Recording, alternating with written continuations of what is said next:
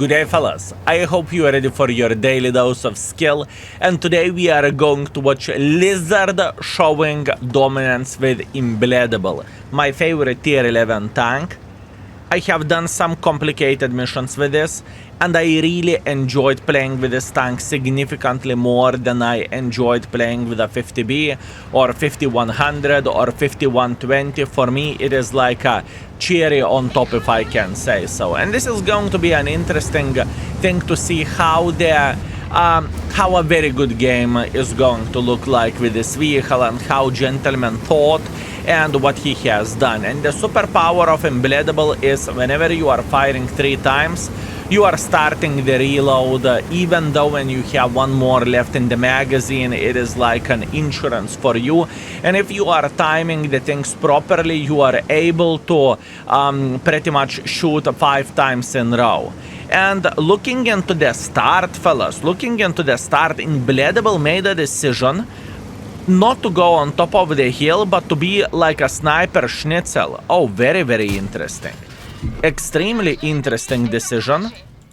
Obviously, I believe we do not need to highlight that the guy is going with a full gold ammunition, right, which is completely fair and completely fine. Same goes for 5100, 5120, AMX 50B. This is the right way to do the things. Now you will see how Mechanic is looking like.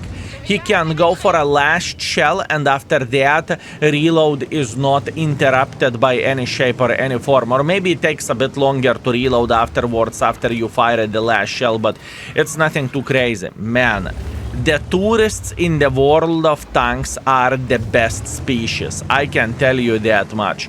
You are seeing the wild mouse going through the open field and enjoying himself beyond belief, while IMBATTABLE is thinking about how beautiful this game is going to be. And so far, start is looking pretty okay. We can clearly see that the guy knows what he is doing as well, and I can tell you exactly why am I saying so. You see how slowly but surely he is making a bit of pressure in front, just enough to see the tank going on top of the hill. There is a reason for that, fellas. I can promise you that. He knows exactly that in whatever, another 10 meters he is going to see tank going on top of the hill. So this is a very, very smart gameplay and smart decision overall. Meanwhile, tourist mouse is just going through the open field. I would be surprised if he would have an angle to shoot the mouse until mouse will try to make pressure a bit more like so, right? And if mouse will do that, then everything is going to be all right. Also, we can see that the guy's patient. Mouse, yes, yes, yes. Oh, man. Bless the mouse, fellas. All I can say is bless the mouse. Now we can clearly see that the guy is very, very patient and he is holding his last 2 shells. I think what I would do in this type of situation, I would just simply start reloading the new clip. So, there would be pretty much no time waste whatsoever, right? But maybe that's only me, and maybe I am the special one. And after all, I do not have a damage record like this gentleman does. So I definitely cannot comment on that one, right? And I can promise you that, fellas, it is significantly easier to critique, or it is significantly easier to comment instead of playing the game yourself. I can promise you that. I learned that a very, very long way as well. And oh boy, pay attention at the map, what is happening. Very important thing to highlight. Base is not secured whatsoever, so soon enemies should be able to flank like this and even like this. There is going to be some cheeky bastards who will try to take this position and be annoying, and plus on top of that his team doesn't have the hill yet either, so it is a very, very complicated situation. But in a way, this is going to be, I can see that from the replay. By the way, I never check out the replays before I am doing doing commentary because it's more interesting for me this way, and it makes it how to say this, more unique in a way, right? So I won't say something that I do not see at the moment and at the point being, right? Anyways, Minotauro playing in the open field, beautiful. He should be, Nate should be able, actually Lizard, excuse me. Lizard should be able to slap the living crap out of every and each gentleman that is trying to make pressure like this. And Imbattable is pretty accurate as well, so it shouldn't be too big of the issue. In other words, what I'm trying to say that this tank can work as a sniper schnitzel. Beautiful pixel shot over there, very, very nice. And now all he needs to do, he needs to have his eyes completely open and just to farm every single time whenever he is seeing someone making some silly goose decision. But I must admit, from how the map is looking like and how the enemy team is playing, I think that it is going to be GG. And even though I know that it is going to be very, very successful game, at this point in time it's definitely not visible, I can guarantee you that. Meanwhile, oh, this is important target. If he is going to be able to slap the living crap out of this Ergashem, this is going to be great. I'm not sure that that shot connected or not, honestly. I am not sure about that, because why am I highlighting this, that it is a very, very complicated situation? The shot did not connect, understandable. Why am I saying that Ergashem is such a powerful tank is because this mother trucker is most likely running with a CVS, and all he needs to do, he needs to do one basic scout run, and after that rest is history, and after that it is absolutely GG. Now I believe the Lizard is thinking, sure, they are peeking on us whenever I am on the reload. Sure, oh my bananas, he is spotted, he is trying to run for his life. Obviously, Light Tank is responsible for spotting him, and oh boy, the red line run, it is. There is no other choice, or there is no other option that this gentleman could do, to be fair with you. And once again, until Ergashem is alive, this is a big problem. And you know what is the difference between the, let's say, Budget and 50B, and between even the SXX40T and Imbattable? The problem from the heavy tanks is that even though if you are support heavy tank, you do not really have camo.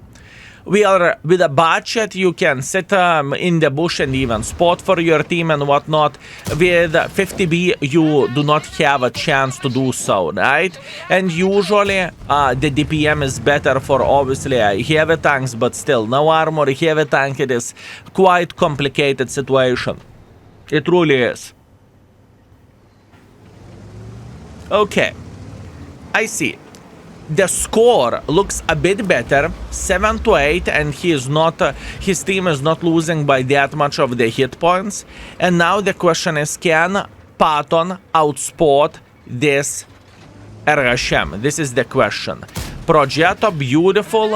Probably he won't react in time to escape completely. That's great. Excellent, excellent, excellent.